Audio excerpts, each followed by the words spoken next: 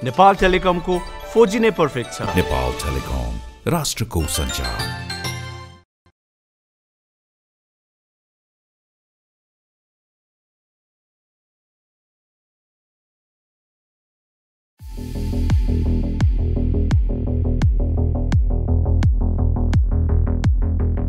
नेपाली युवाहरूमा बढ्दो महत्वाकांक्षा, वैदेशिक रोजगार प्रतिको अधिक मोह र केही बाध्यताका कारण विगत केही दशक यता नेपाली युवाहरू वैदेशिक रोजगारीमा जाने क्रम बढ्दै गइरहेको छ।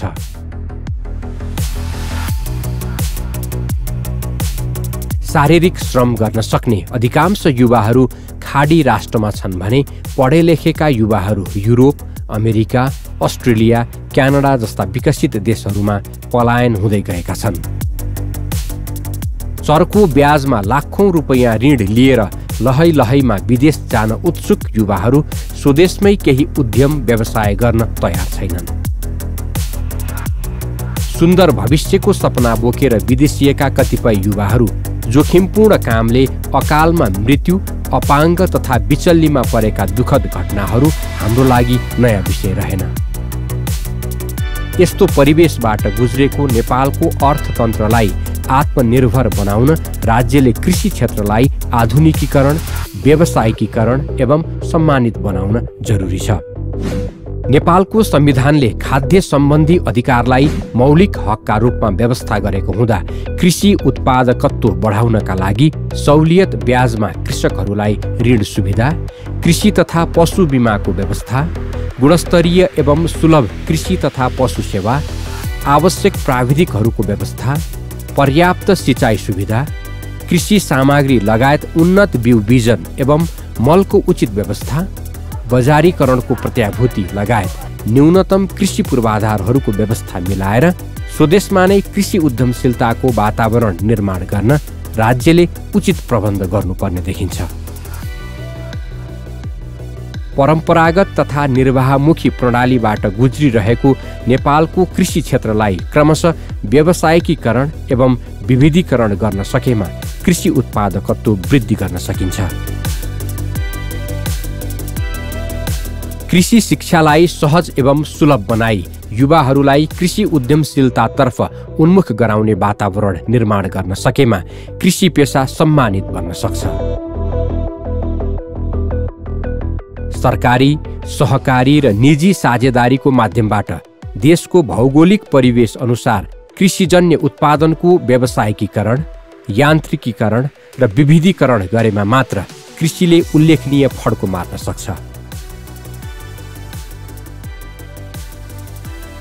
कृषि क्षेत्रलाई आत्मनिर्भर एवं सम्मानजनक बनाई आय तथा रोजगारी सृजना, गरिबी न्यूनीकरण, सन्तुलित एवं दिगो विकास, व्यापार सन्तुलन, खाद्य तथा पोषण सुरक्षामा प्रत्याभूति दिलाउनका लागि राज्यको यथेष्ट प्रयास एवं प्रतिबद्धताको खाँचो छ। नेपालको अन्तर्राष्ट्रिय व्यापारमा हरेक वर्ष घाटा बढ्दै गएको छ। निर्यातको तुलनामा आयातको परिमाण उच्च रहेको हुँदा यस्तो अवस्था सृजना भएको हो। विगत 5 वर्षको आयात निर्यातको अवस्थालाई हेर्दा निर्यातको औसत वृद्धि दर 7.4% छ भने आयातको औसत वृद्धि दर 15.9% रहेको छ। कृषिजन्य एवं आधारभूत उपभोग्य वस्तुहरू लगायत पेट्रोलियम पदार्थ, औषधि, उपकरण, निर्माणजन्य सामग्री जस्ता वस्तुहरूको आयात बढ्दै गएकाले निर्यातको अवस्था न्यून रहेको र विप्रेषणमुखी नेपालको अर्थतन्त्रले आयात निर्भरतालाई प्रोत्साहित गरेको पाइन्छ। विदेशी भूमिमा रगत र पसिना बगाएर भित्रिएको विप्रेषण स्वदेशमा नै उत्पादनशील क्षेत्रमा परिचालन हुनुको सट्टा आयात निर्भर अर्थतन्त्रले पुँजी पलायन भई नेपालको अर्थतन्त्र बलियो हुन सकिरहेको छैन। यस्तो परिवेशमा राज्यले कृषि क्षेत्रमा लगानी वृद्धि गरी कृषिलाई आधुनिकीकरण एवं व्यावसायिकीकरण गर्दै मुलुकलाई आत्मनिर्भर कृषि अर्थतन्त्रमा रूपान्तरण गर्न जरुरी छ।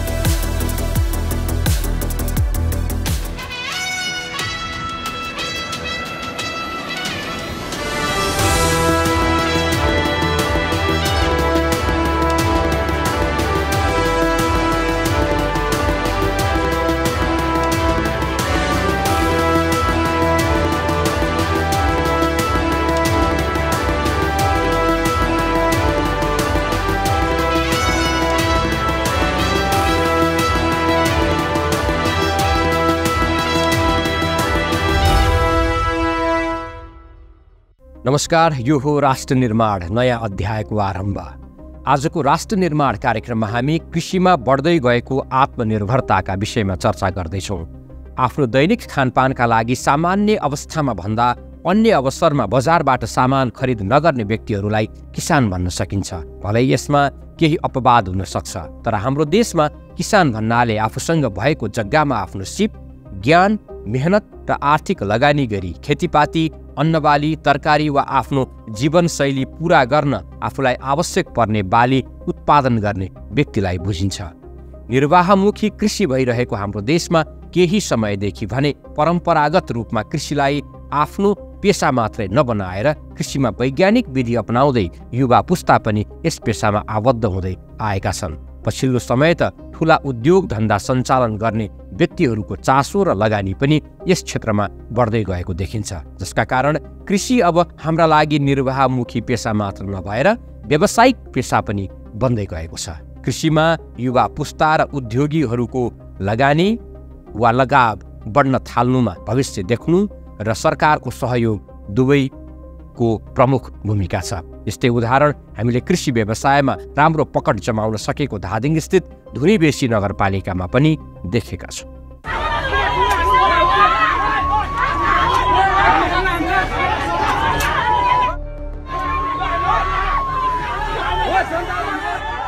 नेपालमा मल अभावको यो एक नमुना दृश्य।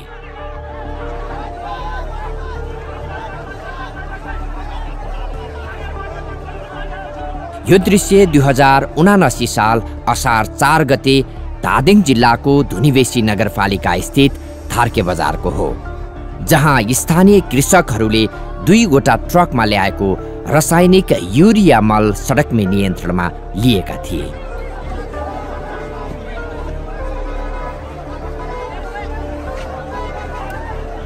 प्रहरीको बन्दुकको समेत कुनै प्रवाह नगरी कृषकहरू मल खोसाखोसमा थिए। यसले देशभर भएको मलको हाहाकार झल्काउँथ्यो।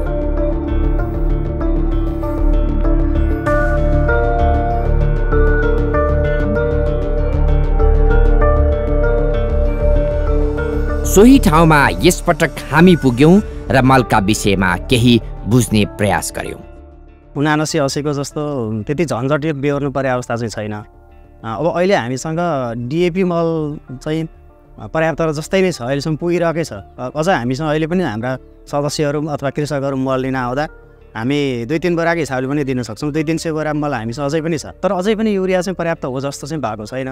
पहिलाको जस्तो गत वर्ष जस्तो आकारको अवस्था चाहिँ छैन। अहिलेको यो चालु वर्ष चाहिँ पाइएन, हाम्रो त भागै आएन भन्ने गुनासो छैन। एकपटक अब यो मल त्यसरी लुटिएर गाडी नै कब्जा गरेर कृषकहरूले लगे भनेर आकार भएको मिडियामा पनि आएको र भएकै पनि हो। त्यसै कारणले पनि हुनसक्छ हाम्रो यो भेगमा कृषिमा लाग्ने किसान दाजुभाइहरू अथवा आमा बुवाहरू धेरै भएको कारणले पनि र त्यो अनुसार माग भएर त्यो अनुसार चाहिँ पहल कदमी यहाँको सरकारले गरेर भएको हुनसक्छ भन्ने लाग्छ।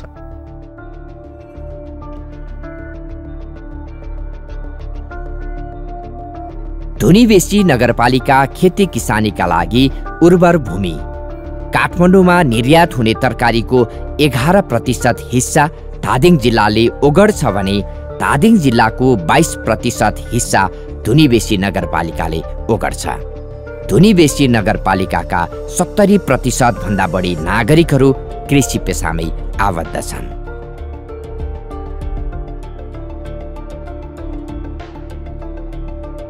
युग्ध प्रसाद न्यौपाने धुनीबेसी नगरपालिकाको एक नमुना कृषक।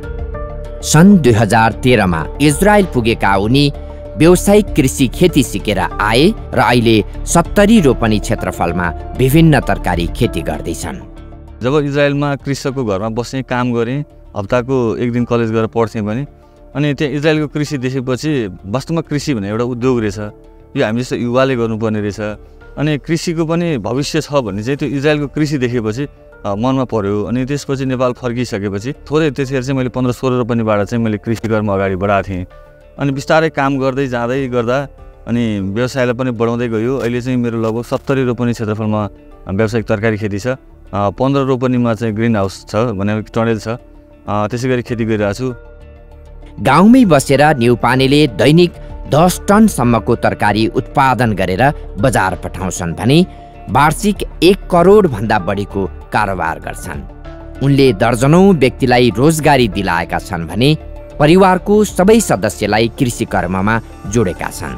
यति मात्र होइन, उनी छरछिमेक र समाजका लागि उत्पादन र बजारीकरणको नमुना पनि बनेका छन्।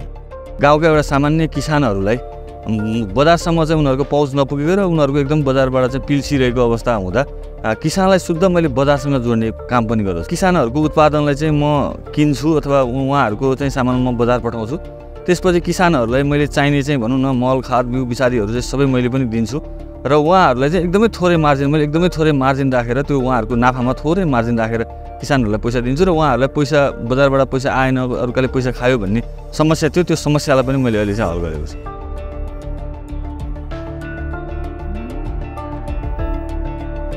उनी सिक्दैछन्, सिकाउँदै पनि छन्। गोलभेडा खेतीका लागि ढुँडको थाक्राको प्रयोग होस् वा मल्चिङ प्लास्टिकको प्रयोग गरेर नै किन नहोस्, उनी नमुना बन्दैछन्। नमुना बनेका न्युपानेलाई सरकारको सहयोग पनि उस्तै छ। अब मान्छेले भएन दिएन सरकारले भन्छन् त्यो चाहिँ गलत हो। काम गर्ने मान्छेलाई अब अहिले स्थानीयमा भनौँ न स्थानीय तह छ, स्थानीय तहले पनि कृषिका काम गर्छन्। प्राविधिक सहयोग पनि स्थानीय सरकार जस्तै हाम्रो सेवा केन्द्रले आएर चाहिँ हाम्रो रोग लाग्यो भने बोलाएर सरहरूलाई चाहिँ देखाउने, उहाँहरूसँग विज्ञहरूसँग छलफल गरेर उहाँहरूले त्यो पनि सहयोग गर्नुभएको छ। जस्तै अनुदानका कार्यक्रम पनि अहिले हाम्रो यहाँ चाहिँ तरकारी जोन लागू भएको छ अनि कृषि ज्ञान केन्द्र छ। उनीहरूले पनि चाहिँ कृषिका हरेक कार्यक्रमहरू ल्याइरहनु भएको छ र जो यहाँ कृषिमै काम गरिरहेका मान्छेहरूलाई अनुदान पाउनको लागि त्यति गाह्रो चाहिँ छैन। तपाईँ ग्रिन हाउस निर्माण गर्नुभयो अनि चक्लाबन्दी खेती गर्नुभयो अनि थोपा सिँचाइ गर्न पनि चाहिँ सरकारको अनुदान रहेको छ। धुनीबेसीमा कृषि कर्ममा नलागेको परिवार भेट्न मुस्किल छ। कोही तरकारी खेती गर्दैछन्, कोही अन्नबाली उत्पादनमा लागेका छन्, कोही पशुपालन गर्दैछन्, कोही फलफुल खेती गर्दैछन् त कोही उत्पादित वस्तुको बजारीकरणमा लागेका छन्। सहकारी मार्फत होस् वा समूह गठन गरेर नै किन नहोस्, उनीहरू कुनै न कुनै माध्यम मार्फत कृषि पेसामै जोडिएका छन्। लगभग धुनीबेसी नगरपालिकामा 62वटा कृषक समूहहरू दर्ता छन्, 19वटा कृषि सहकारीहरू छन् र तपाईँको 1000 भन्दा माथि चाहिँ व्यावसायिक कृषि फर्म दर्ता छन्। त्यसमध्येमा पनि तपाईँको व्यावसायिक कृषि फर्मको 1000 मध्येबाट झन्डै 40% किसानहरू व्यावसायिक कृषिमै लागेका छन्। समूहहरू 63वटा मध्ये आदि 50% समूहहरू सक्रिय छन्। सहकारीहरू अब उत्पादनमुखी नभए पनि सहकारीका सदस्यहरूलाई बनाएर चाहिँ सहकारीले चाहिँ सदस्यलाई प्रमोट गर्ने गरी चाहिँ काम गरिरहेको हिसाबले झन्डै हाम्रो 4955 घरधुरी किसान चाहिँ संलग्न छन् यो नगरपालिकाभित्र व्यावसायिक कृषिमा प्रवर्धन गर्ने हिसाबले चाहिँ लागेका छन्। हामीले दिने सेवा भनेको विशेष गरी अब प्रविधि तालिम प्रसारका कुराहरू भयो, तालिमका कुराहरू भयो, रोग किरासँग सम्बन्धित कुराहरू भयो, बजार मार्केटिङसँग सम्बन्धित विषयहरू भयो, त्यसपछि तपाईँको खाद्य पदार्थहरू खाद्य बिरुवालाई चाहिने खाद्य पदार्थहरू प्रयोगका प्रविधिहरू भयो, त्यसपछि तपाईँको बजारको लिङ्केजहरू व्यापारीसँगको लिङ्केज भयो। यी सबै कुरालाई हामी हेरिरहेछौँ। अब हामीलाई फोन गर्नुभयो, कृषि शाखामा सम्पर्क गर्नुभयो, निवेदन दिनुभयो भने हामी उहाँहरूको किसानको खेतबारीमै गएर परीक्षण गर्ने, देखाउने, सिक्ने, हामीले सिकेका कुराहरू जानकारी गराउने, उनीहरूबाट पनि केही कुराहरू सिक्ने कामहरूमा हामी कन्जुसियाइ छैन। धुनीबेसी नगरपालिका कृषकहरूको घर आँगनको सरकार मात्रै होइन, अभिभावक भएर पनि काम गर्दैछ। कृषकहरूलाई अनुदान सहयोग उपलब्ध गराउन होस् वा कृषकहरूलाई प्रवर्धन र बजारीकरणमा जोड्नका लागि नै किन नहोस्, स्थानीय सरकार लागि परेकै छ। ठूलो हिस्सा कृषक र कृषि पेसासँग आबद्ध भएका कारण पनि कृषि पेसालाई नै केन्द्रमा राखेर यहाँका अन्य पूर्वाधारहरूको विकास हुन्छ। हाम्रा नागरिक नै, हाम्रो जनता नै धेरै कृषक छन्। त्यसकारणले हामी कृषिसँग बढी जोडिनु हाम्रो बाध्यता छ। तर त्यो सँगसँगै त्यो किसानको खेतमा लाने बाटो पनि हामीले बनाइरहेका छौँ, त्यो किसानले खाने पानी पनि हामीले खुवाइरहेका छौँ। यो नगरपालिकामा एउटा पनि एम्बुलेन्स नभएको नगरपालिका हामी आउँदा अघिल्लो कार्यकालमा एउटा पनि डाक्टर नभएको, एउटा पनि ल्याब नभएको नगरपालिका। त्यो किसान स्वस्थ किसान बनाउनको लागि हामी स्वास्थ्यमा पनि काम गरिरहेका छौँ। किनभने अधिकांश नागरिक चाहिँ धेरै हाम्रो किसानै भएपछि त हामी जताबाट फर्के पनि त्यही किसानमै ठोकिनु पुग्छौँ नि त। किसानहरूलाई प्रमोट गर्नको लागि उहाँहरूलाई हामीले बजारीकरणका लागि चाहिँ हामीले एउटा कोल्ड रुम सहितको बजार व्यवस्थापनको लागि धार्केको 40 तरकारी बजार भनेर चिनिन्छ, जहाँ चाहिँ राज्यले 23 रोपनी 8 आना जग्गा नेपाल सरकारको कृषि मन्त्रालय अन्तर्गत त्यो अधिग्रहण भएर अलपत्र रूपमा रहेको छ, त्यसलाई व्यवस्थापन गर्नको लागि हामीले माग गरेका छौँ र प्रदेश सरकारले केही बजेट विनियोजन गरेर त्यो काम गर्ने प्रक्रियामा पनि हामी छौँ। हामीले नगरपालिकामा हामी सङ्कलन केन्द्र बनाउँछौँ। त्यो सङ्कलन केन्द्रमा एउटा डोकोबाट अथवा क्रेटबाट लिएर आएको तरकारी जोखिसकेपछि किसान आफ्नो खेतमा काम गर्न जान पाउनुपर्छ र उसको खातामा पैसा जानुपर्छ भन्ने कन्सेप्टका साथ हामी एउटा प्राविधिक सर्वे पनि गरिरहेका छौँ र त्यो हाम्रो प्लानिङ योजनामा पनि हामीले राखेका छौँ। धुनीबेसी नगरपालिका कृषिमा अझै छलाङ मार्न खोज्दैछ। नयाँ नयाँ प्रविधिको प्रयोग गरी परम्परागत रूपमा खेती किसानी गरिरहेका केही कृषकहरूलाई पनि व्यावसायिक बनाउने, हरेक घरलाई कुनै न कुनै उत्पादन गर्नका लागि प्रेरित गर्ने र उनीहरू सबैलाई बजारसँग जोडाउने योजना नगरपालिकाले बुन्दैछ, जसका लागि केन्द्र र प्रदेश सरकारसँग नगरपालिकाको केही अपेक्षा छ। केन्द्र सरकारलाई मेरो अनुरोध के हो भने विज्ञ र विज्ञता लिएर केन्द्र घेराभित्र बस्ने होइन, त्यो विज्ञता बाहिर निक्लिनु पर्यो, घेराबाट बाहिर निक्लिनु पर्यो र त्यहाँको वास्तविकता त्यहाँबाट आउनु पर्यो भन्ने मेरो एउटा अनुरोध। अर्को, केन्द्र सरकारलाई साँच्चै कृषिमा हामी माथि लाने हो भने, किसानहरूलाई चाहिँ हामी माथि लाने, हाम्रा नागरिकहरूलाई दिने सेवा केही छ भने हामीले अब तरकारीको समर्थन मूल्य तोक्नु पर्यो।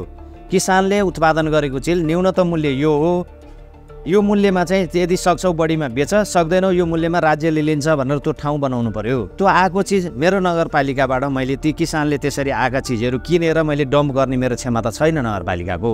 त्यस कारणले राज्यको सम्पत्ति लिएर गाड्ने त होइन, त्यसलाई सदुपयोग गर्नलाई प्रशोधन केन्द्र बन्नु पर्यो। अर्को कुरो, किसानलाई प्रमोट गर्ने र काम गर्ने हो भने दुईटा कुरा, प्रविधि बिउ र मल किसानले माग्ने होइन, सरकारले दिनुपर्छ।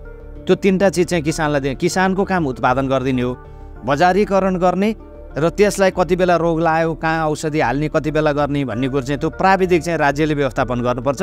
किसानले प्राविधिक खोज्ने होइन, प्राविधिकले किसान खोज्ने व्यवस्था राज्यले जबसम्म गर्न सक्दैनौँ हामी किसानलाई उम्लाउन सक्दैनौँ। कृषिलाई व्यवसायीकरण गर्न र आत्मनिर्भर बन्नका लागि सरकारले गरेका केही प्रयासहरू अवश्य सार्थक बन्दैछन्, तर पर्याप्त भने अझै छैन। वर्षभरि लागेर उत्पादन गरेका वस्तुको मूल्य पाउने सुनिश्चितता नहुनु, कृषक र बजारको दूरी टाढा हुनु, कृषकहरूलाई आवश्यक ठूला पूर्वाधारहरूको निर्माण हुन नसक्नु तथा बिउ, मल, प्रविधि र प्राविधिक जस्ता आधारभूत आवश्यकताहरू किसानको सहज पहुँचमा नहुनु जस्ता कारणले पनि अझै किसानहरू पिल्सिरहेका छन्। यस्ता आवश्यकता र समस्याहरूको समाधान कृषकले कहिले पाउने?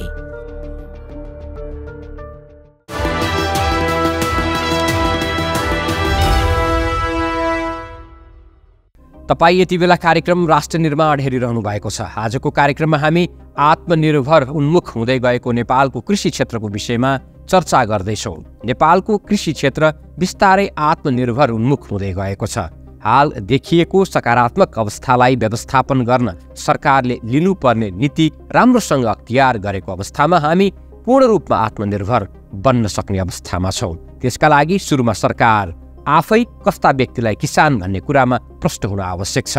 सहकारीमा आबद्ध व्यक्तिहरूलाई किसान भन्ने हो वा विभिन्न कृषक समूहमा आबद्ध व्यक्तिहरूलाई किसान भन्ने हो?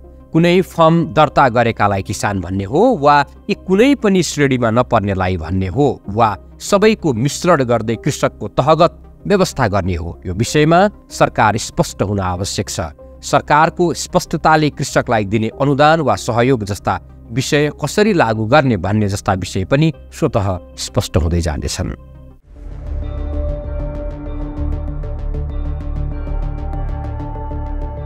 यो वर्ष हालसम्मकै धेरै धान उत्पादन भयो।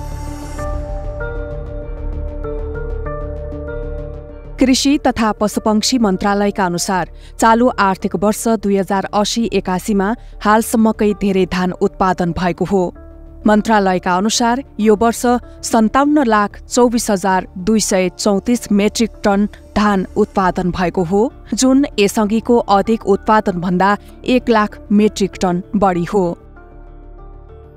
यसअघि आर्थिक वर्ष 2077-78 56,21,710 मेट्रिक टन उत्पादन भएको थियो। चालू वर्षमा धान उत्पादनमा भएको वृद्धिका कारण हेर्दा उन्नत जातको बिउको सिफारिस, रोगको प्रकोपमा कमी, बाढी पहिरोबाट धान बालीमा पर्न जाने नकारात्मक असरमा कमी कारण रहे। यस्तै यो वर्ष सरकारले समयमै मलको व्यवस्था गर्दा पनि धान उत्पादनमा वृद्धि भएको देखिन्छ। यसअघिका वर्ष असार साउनमा धान रोपाइका समयमा किसान आधा समय मल जुटाउनमै केन्द्रित हुनुपर्ने अवस्था थियो।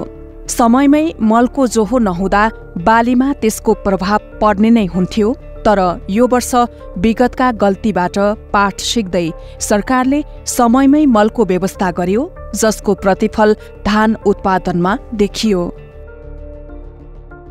कुल धानबाली लगाइएको क्षेत्रफल गत वर्षको तुलनामा 0.61% अर्थात् 8,800 हेक्टर कम हो। तर उत्पादकत्व बढेकाले धेरै धान फलेको देखिन्छ।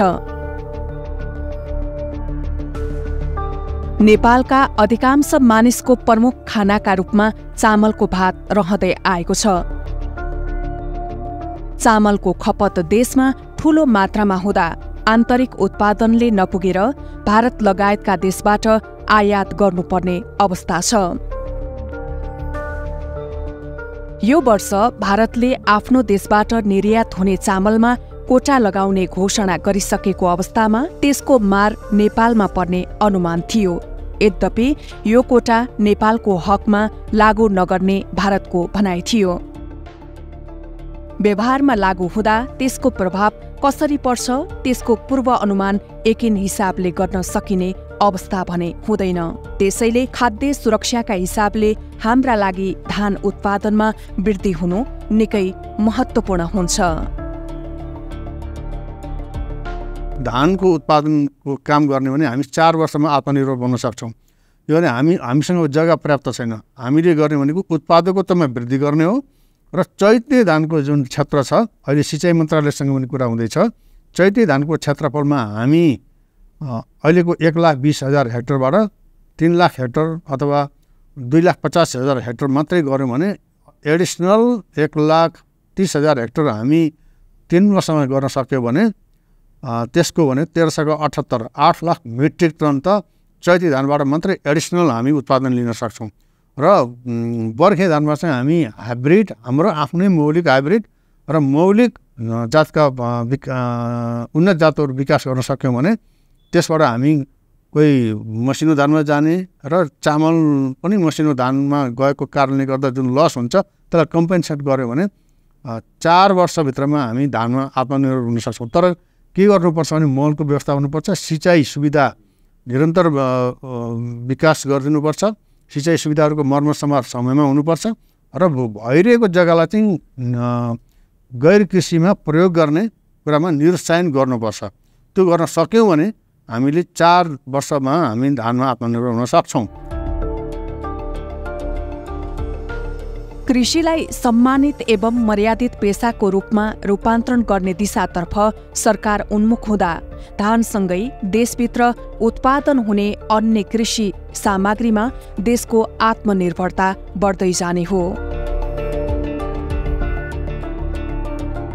विगतमा नेपालमा कृषि क्षेत्रबाट मानिस पलायन हुनुको प्रमुख कारण यो क्षेत्र निर्वाहमुखी भई यस पेशालाई हेयका दृष्टिबाट हेर्ने पनि गरिन्थ्यो। तर पछिल्लो समय परम्परागत तवरबाट होइन, कृषि आधुनिक तवरबाट पनि सम्भव हुने दृष्टिकोणको विकास भयो। यो सँगै नेपालमा कृषि क्षेत्र कथनी होइन, करणीमै उद्योग क्षेत्रको रूपमा विकास हुँदै जाँदा यसमा मानिसको आकर्षण बढ्दै गएको छ। युवाहरू देशबाट पलायन त भएका छन् नै, तर विदेशबाट स्वदेशमै केही गर्ने सपना लिएर फर्किएका मध्ये धेरैको रोजाइमा कृषि क्षेत्र पर्ने गरेको छ। विदेशबाट मान्छे त्यसै आउँदैन हेर्नुहोस् होइन। सरकारले पहिले एउटा नीति बनाउनु पर्यो र नीति अनुसारको चाहिँ कार्यक्रम बजेटहरू पनि बनाउनु पर्यो कि हामी यो गर्दैछौँ। विदेशबाट फर्केर आउने युवाहरूको लागि चाहिँ हामीले म्याक्सिमम यो क्षेत्रमा, उत्पादनको क्षेत्रमा, प्रोसेसिङको क्षेत्रमा, बजारको क्षेत्रमा केमा हो, त्यसमा चाहिँ यति पैसासम्म हामी सेवा गर्न सक्छौँ तपाईँहरूको सिप र चाहिँ के भन्छ प्रविधिहरू ल्याउनुहोस् र तपाईँहरूलाई चाहिँ तपाईँहरूलाई कति जग्गा चाहिन्छ के गर्छ यो सबै कुराहरू त दिनु पऱ्यो नि। उसलाई चाहिने आवश्यक के भन्छ पूर्वाधारहरू अनि त्यसमा कहाँ कति उसमा चाहिँ अनुदान दिने हो कि तपाईँको आफै लगानी गर्ने हो कि लगानी गर्ने हो भनेदेखि चाहिँ ब्याजमा होइन। अहिले सबभन्दा गाह्रो के भएको छ भने ब्याजमा गाह्रो छ। अब 5% कृषिमा चाहिँ लगानी गर्ने भनेर चाहिँ सरकारले उ गरिदिएको हुन्छ। बैङ्कले के गर्छ भने अब धनाढ्य व्यापारीलाई दिन्छ अरू ठाउँमा चाहिँ लगानी गर्छ कृषिको त नाम मात्रै भन्छ। त्यसले गर्दाखेरि चाहिँ सही उसमा चाहिँ 2% हुन्छ कि 3% हुन्छ कि 5% हुन्छ कि किसानलाई चाहिँ के भने सुविधा सहज रूपमा चाहिँ ऋण उपलब्ध हुनुपर्छ। जस्तो कोही मान्छेले ल म यहाँ उत्पादन गर्छु मैले दुबईमा लगेर बेच्छु भन्यो भने उसलाई के आवश्यकताहरू हुन्छ त्यो उसमा चाहिँ उसको आवश्यकताहरूलाई सहयोग गर्ने खालको कार्यक्रम हुनु पर्यो, नीति हुनु पर्यो। कृषि क्षेत्रमा बढ्दो आकर्षणलाई यथावत राख्न सरकारले तत्काल नै भू उपयोग नीति ल्याउन ढिलो गर्नु हुँदैन। कृषि उत्पादकत्व बढाउनका लागि कृषि ऋणको सहज उपलब्धता, कृषि तथा पशु बीमाको व्यवस्था, गुणस्तरीय एवं सुलभ कृषि तथा पशु सेवा, गाउँ-गाउँमा आवश्यक प्राविधिकहरूको व्यवस्था, उन्नत बिउ बिजन एवं मलको उचित व्यवस्था, न्यूनतम कृषि पूर्वाधार एवं सिँचाइ सुविधा, बजारीकरणको प्रत्याभूति लगायत कृषिजन्य वस्तुहरूको प्रतिस्पर्धात्मक क्षमता वृद्धि गरी कृषि पेसालाई प्रतिस्पर्धी, नाफामूलक, सम्मानजनक एवं व्यावसायिक रूपमा स्थापित गर्ने कार्यमा राज्यको विशेष पहल अपरिहार्य छ। खेतीयोग्य जग्गालाई बाँझो राख्ने प्रवृत्ति निरुत्साहित गर्दै खाली रहेका कृषि भूमिको दिगो उपयोग गर्न आवश्यक देखिन्छ। कृषि क्षेत्रमा राज्यको लगानी वृद्धि गरी कृषि उपज उत्पादन, प्रशोधन, भण्डारण तथा वितरण प्रणालीमा नयाँ प्रविधिको विकास, अनुसरण एवं आधुनिकीकरण गर्न जरुरी छ। कृषिमा आधारित उद्योगहरूको प्रवर्धन गर्ने तथा ग्रामीण कृषि पर्यटनको विकासमा युवा तथा कृषक उद्यमीहरूलाई आकर्षित गर्ने वातावरण मिलाउनुपर्छ।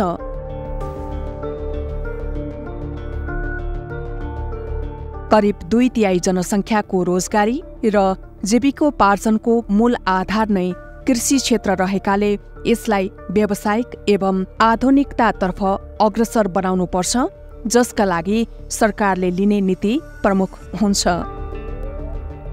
निजी क्षेत्रलाई सहजीकरण गर्न हामीले एउटा प्राइभेट सेक्टर इन्गेजमेन्ट गाइडलाइन पनि तयार पारेका छौँ। तर त्यसको कानुनी आधार हामीले अहिले ऐन कृषिको विधेयक तयार पारेका छौँ। अहिले अर्थ मन्त्रालयबाट आएर कानुन मन्त्रालयमा जान्छ र सम्भवतः हामी 10-12 दिनभित्र क्याबिनेटमा पेश गर्ने सक्षम हुन्छौँ। यो फाइनल भएर आइसकेको छ, धेरै ठाउँबाट फिडब्याक भएर आएको छ, धेरै घनीभूत तरिकाले छलफल भएको छ। यसमा पनि केही प्राइभेट सेक्टरको कुराहरू निजी क्षेत्रलाई समेटेर लैजाने कुराहरू छन्। त्यही ऐन अन्तर्गत रहेर त्यो बनाएको प्राइभेट सेक्टर इन्गेजमेन्ट गाइडलाइन चाहिँ हामीले त्यसलाई इन्डोर्स गर्छौँ। यो वर्ष धान उत्पादनमा भएको वृद्धि पक्कै पनि सकारात्मक छ। कृषिमा हामी आत्मनिर्भर हुँदै आएका वस्तुको सूची तयार पार्दै गर्दा त्यो छोटो होला, तर आत्मनिर्भरताको बलियो आधार भने बन्दैछ। डेरी उत्पादन, कुखुरा पालन, माछा पालन, चिया तथा कफी आदिमा आत्मनिर्भर छौं। तर यतिमै सन्तुष्ट हुन सक्ने अवस्था भने पक्कै छैन। खास गरी वर्षेनी बढ्दै गएको युवाहरूको विदेश पलायनले कृषि क्षेत्रमा नकारात्मक प्रभाव पर्नेछ, जसको नतिजा बिस्तारै आगामी वर्षहरूबाट देखिन थाल्नेछ।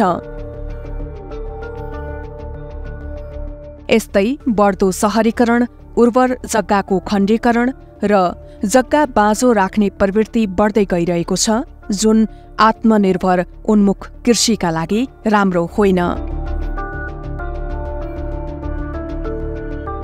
सरकारले कृषक लक्षित विभिन्न कार्यक्रम सञ्चालन त गरेको छ, तर त्यस्ता कार्यक्रम खास कृषकको पहुँचमा नपुगेको गुनासो हुने गरेको छ।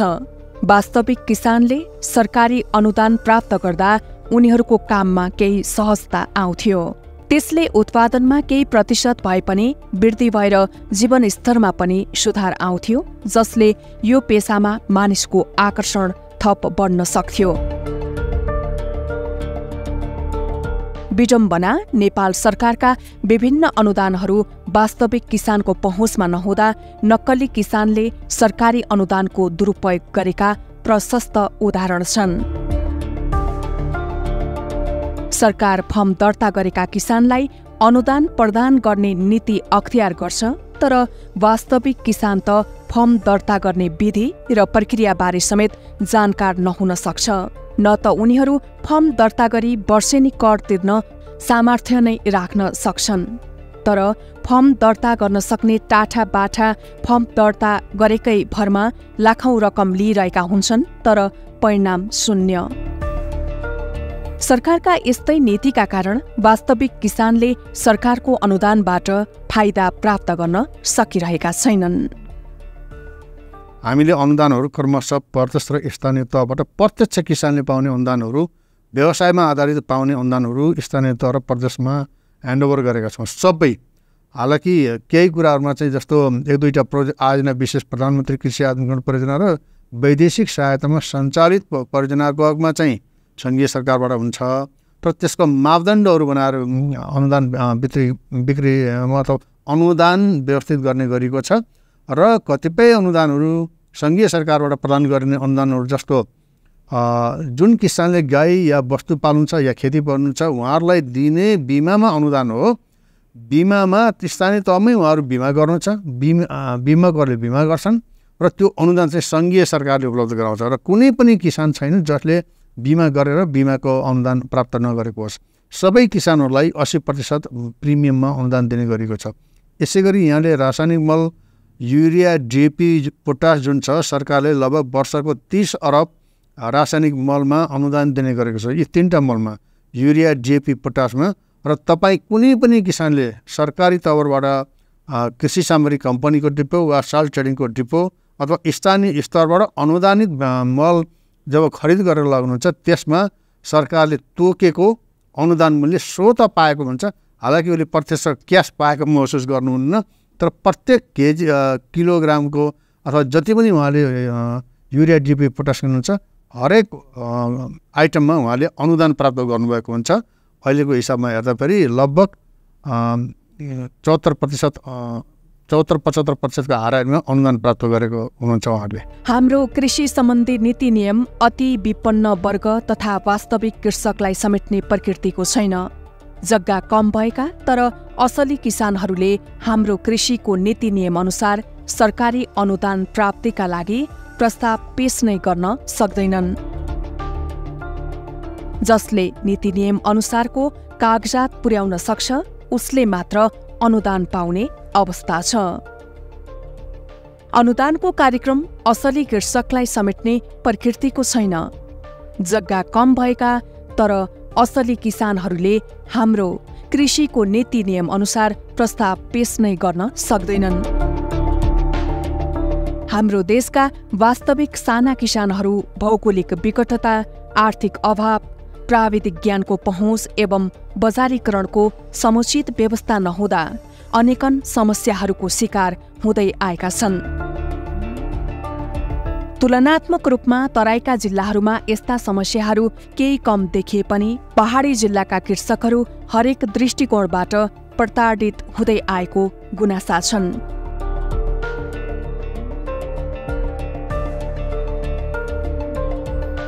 यसको मतलब तराईका किसान मारमा परेका छैनन् भन्ने होइन। कृषि क्षेत्रका समस्या समाधानका लागि हाम्रा तहगत सरकारहरूका नीतिगत र सैद्धान्तिक रूपमा कृषि उपजको माग र आपूर्तिको जुन खाडल देखिएको छ त्यसमा व्यावहारिक रूपमै समावेशी व्यवस्थापन र वितरण गर्नुपर्ने देखिन्छ।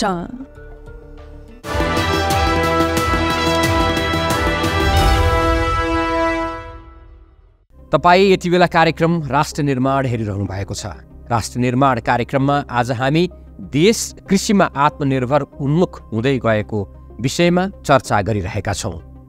व्यावसायिक कृषिका माध्यमबाट उत्पादन वृद्धि गर्ने लक्ष्यका साथ कृषि क्षेत्रमा प्रवाह भइरहेको ऋणमा साना किसानको पहुँच पुग्न नसकेको देखिन्छ।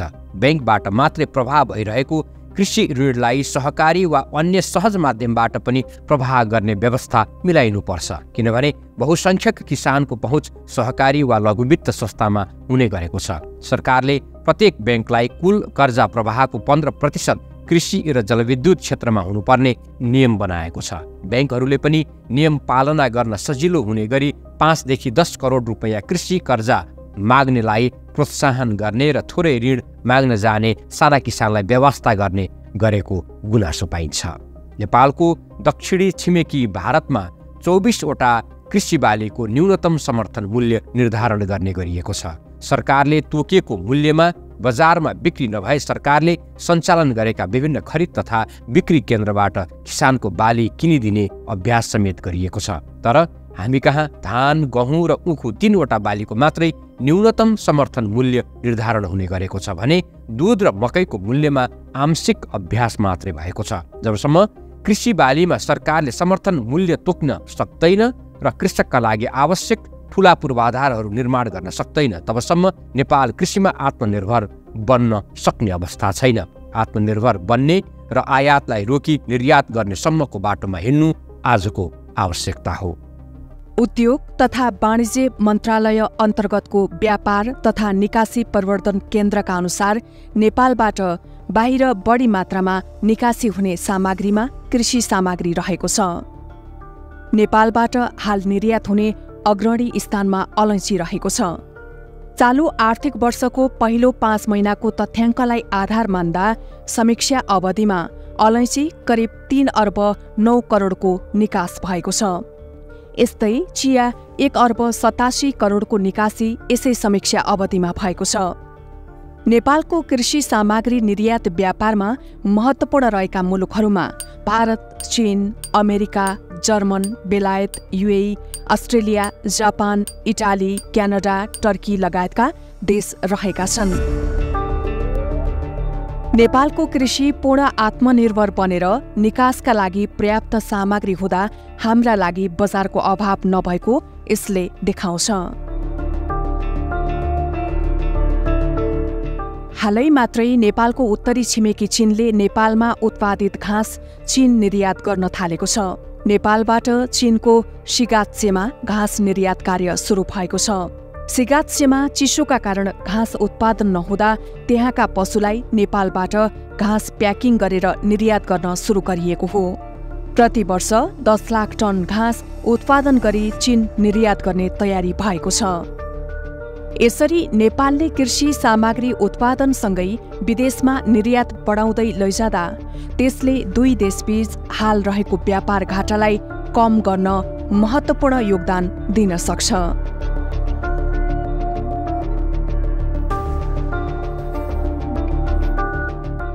यस्तै नेपालबाट चीनतर्फ भैँसीको मासु निर्यात गर्न दुवै देशले सहमति गरेका छन्।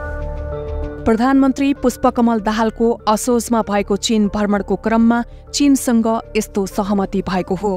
चीनमा नेपालबाट राँगा र भैँसीको मासु घुमाउरो बाटो हुँदै पुग्ने गरेकामा दुई देशले यसमा सहमति गरेर वैध बाटो मार्फत नै मासु निर्यात सम्बन्धी सहमति भएको हो।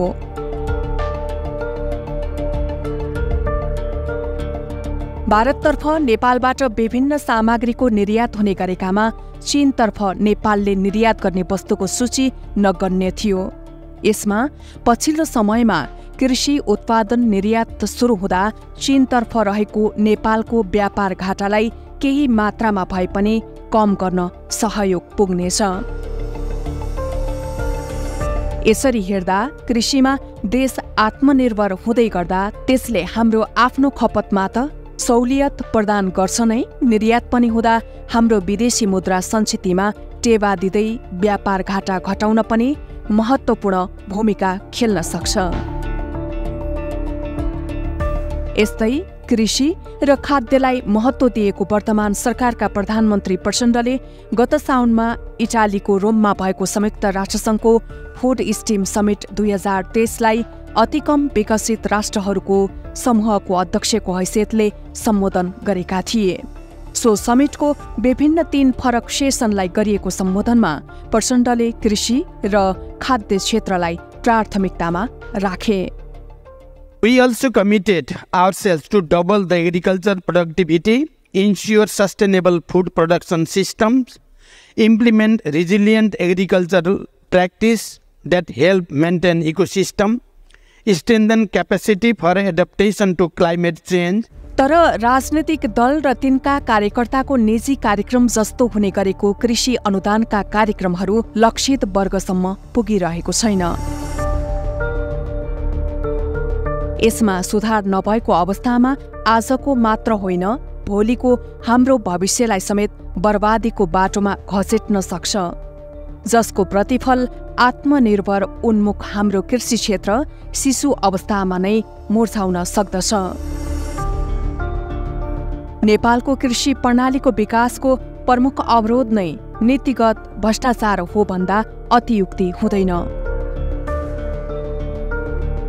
यस विषयमा बेलैमै ध्यान पुर्याई 3वटै तहगत सरकारमा हुने गरेको नीतिगत र संस्थागत आर्थिक अनियमिततालाई तत्काल रोक्नु आजको आवश्यकता हो।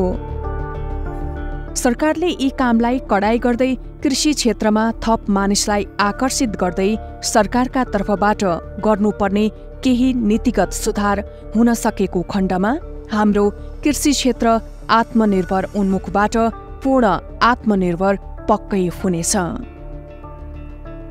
मलाई त के लाग्छ भन्दाखेरि सबभन्दा पहिले चाहिँ कृषि ऐनै आउनुपर्छ अथवा कृषि व्यवसाय प्रवर्धन ऐन आउनुपर्छ।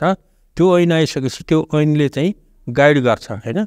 अब त्यो ऐन ल्याउनको लागि चाहिँ मौजूदा कृषि नीतिले बाधा पारेको हुँदैन हैन। र चाहिँ हाम्रो अरू केही कृषि व्यवसाय प्रवर्धन नीति पनि छन् हैन, दुग्ध नीति छन्, अब कमोडिटी अनुसारका नीति पनि छन्।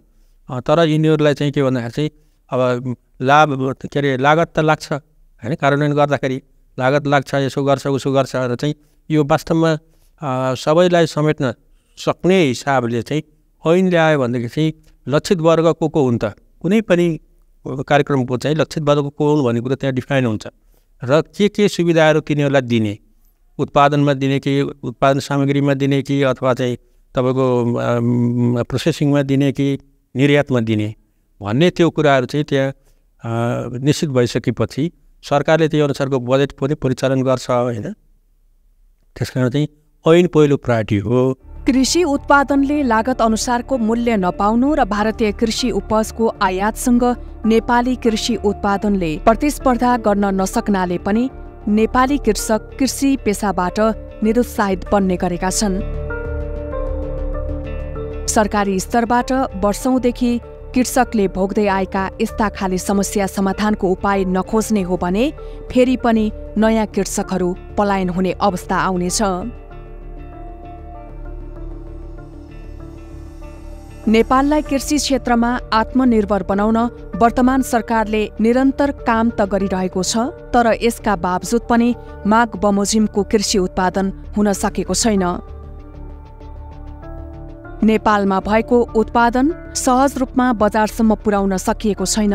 आन्तरिक बजारमा त नेपाली कृषि उत्पादनले बाह्य उत्पादनसँग प्रतिस्पर्धा गर्नुपर्ने अवस्था छ नै, निर्यातमा पनि नेपाली वस्तुलाई सहज छैन।